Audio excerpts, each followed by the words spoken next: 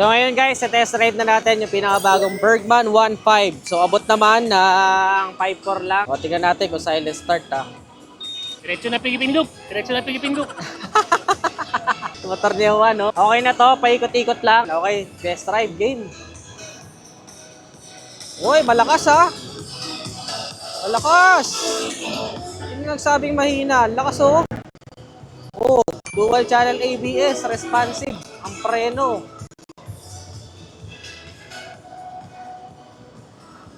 Oh, maganda handling ha. Pang touring talaga siya. Wala bang lubak?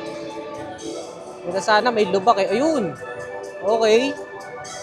Okay. Yun, may konting sa suspension niya guys, somehow stiff, made to for cornering. So sasabay din talaga. Pero yung mga small bumps, hindi naman ramdam. Pero ang brakes, very responsive ha. At saka ang torque. Oh. Meron. May torque. Talagang ramdam mo yung upgrade kung kagaya ko na galing ka sa 125cc. Ramdam mo yung upgrade dito. Kitang-kita yung panel, oh. Naka-auto rin pala yung panel nito.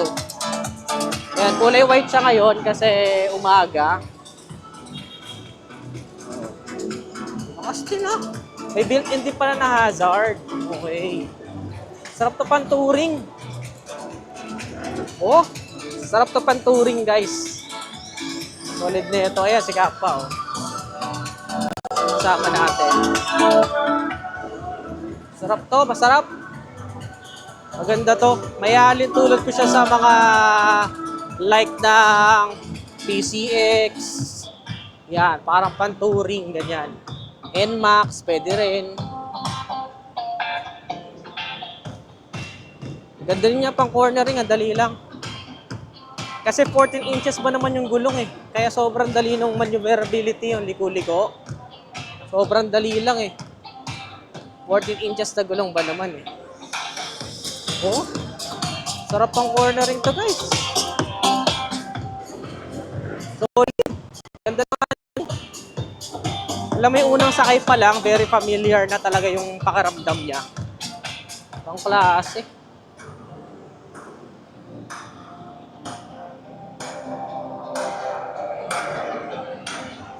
Ayos, ramdam na ramdam din yung to.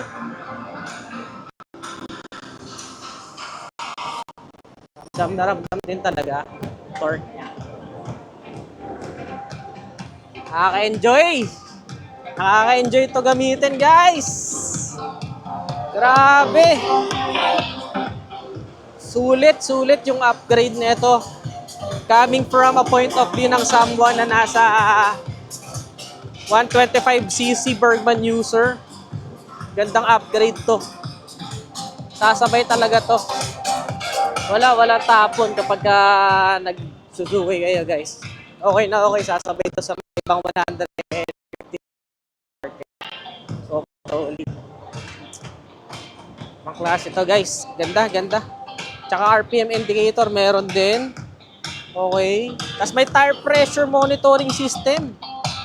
Yun yung isa sa mga wala sa mga ibang ano eh. Tapos meron siyang auto stop start system. Auto stop start system. Auto stop start system. Very torque din eh. Yun oh, kuminto oh. Oh, tapos gaganon mo lang ulit, andar na. Diba? Oh. Sa pakataw. Panalo. Malakas din talaga. Grabe to.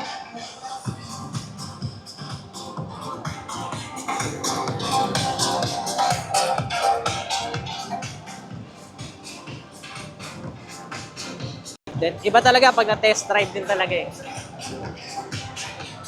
Woo! Sarap, solid. Maganda siya. Solid. Tsaka ganda pa ng sitting position. Pwede naka-upright, pwede naka-cruising. Tapos, pag side stand mo ito, meron ditong side stand indicator. Ganyan pala kaganda yung kanyang screen. Oh, tapos naka TCS on.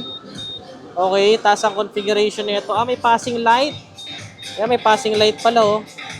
So ngayon ko lang nakita, ito pala yung mas magandang variant. Meron siyang pindutan, ayan, pindutan siya dito. Yan, dito mo makikita, may built-in na voltmeter, trip meter, odometer. Diyan mo siya i-configure. Kung i-off mo yung TCS, dito na lang din, ayan oh. Pwede mo siyang i-off. Tapos display style, ayan, pwede mo rin siyang gawing classic or dynamic. Gawin natin classic. Backlight, naka-auto. Pwede mo ring baguhin yung brightness. Pwede mong taasan or babaan. Then yung time, may time din siya.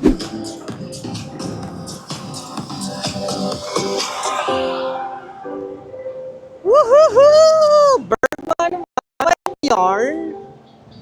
This is Bergman. Ngayon, Edises, na-test drive na nga natin yung Bergman. Sabi ni Kapwa, ang impression niya daw is mas torque pa daw sa PCX. Yung instant yung instant na torque yung sinasabi niya. Siya yun, sabi niya yun. Pero napansin ko nga rin, very torquey yung pinakabagong Bergman 1.5. So nagustuhan ko siya, Edises. Medyo stiff yung suspension niya kasi I think it's made for cornering. Yun ilan sa feedback ko. Kapwa, ano masasabi mo doon sa test drive? Mabigat yung motor sa specs. Pero magaan siya. Malakas yung response niya sa low RPM hanggang mid. Pero hindi ko pa siya natatry sa high RPM. Pero I think high revving siya kahit square engine. Hindi ko alam kung bakit. Yun na impression mo. Oo, magaan siya, magaan. 150 kilograms. Mabigat. Mabigat siya sa specs pero Oo, pag mismong drive na. This is your first time to see our newest Bergman 1.5. What can you say about it? Okay, first of all, very surprising kasi ito na yata yung pinakamagandang nilabas ni Suzuki na scooter so far ngayon. And very impressive kasi lahat binigay na niya. And thank you so much Suzuki kasi sinagad niyo na, hindi niyo tinipid. So, thank you so much. Thank you. Next. Ako naman, Bergman 125 kasi yung scooter ko. So looking forward ako dito sa 1.5. Kasi gusto ko talaga yung medyo mas powerful pa. At di ako nabigo, naka-test drive ko lang kanina bago may pumunta dito. Nagulat ako sa torque niya, napaka-powerful. At syempre, ang favorite ko, meron siyang tire pressure monitoring system. Yes, thank you, Ned. Up next. Sa akin naman, na-excite ako sa kanya kasi first time ko makita yung Bergman into 150cc. And then excited ako kasi gusto ko siyang kalikutin dun sa part na modern na lagyan namin siya ng mga pyesa na makipasok dun sa suit sa mga pangangailangan.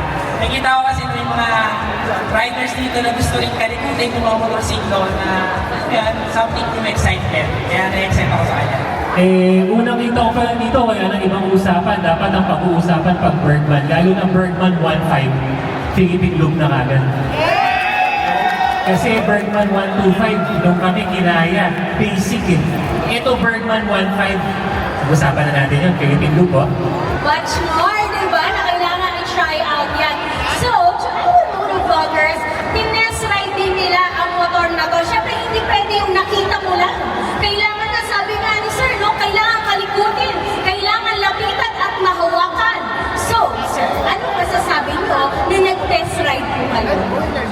Okay, first of all, syempre tinesting namin siya sa short distance. And so far, yung naramdaman ko dito is kahit konting throttle lang, maramdaman mo kagad yung response niya. Even though 2 valves lang to, maganda yung pinakita niya short distance. Eh, ang tanong ko dito, alam niyo naman, syempre, nakakamonti tayo, testing tayo sa racetrack. Eh, kumusta kaya to sa 400 meters? Ano?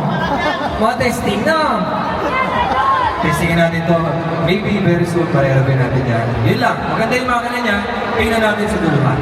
Yan, excited na kami makita. Siyempre, in terms of performance, tinetesting nito niya ako si Kapwa. And Sir Ned, what about your experience about the newest Bergman 1.5? Ako naman, yung seat niya, napaka-comfortable. And then, may dalawang riding position. Pwede ka naka-upright lang. Pwede mo stretch yung paa mo doon. Or a cruising style. And then, ayun. Bigay ko lang sa kanila, wala na sila masabi.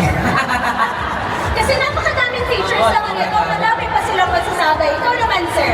Sa akin, based on appearance na nakita ko sa kanya, comfort kagad. Kaso different siya dun sa market na meron kami. So from comfort to discomfort. Pero pasok dun sa tinatawag na lifestyle. Nakita ko kasi yung Bergman kanina eh. Pang-opisina siya eh. So ngayon, kung papasok sa industry naman namin, pang opisina plus lifestyle.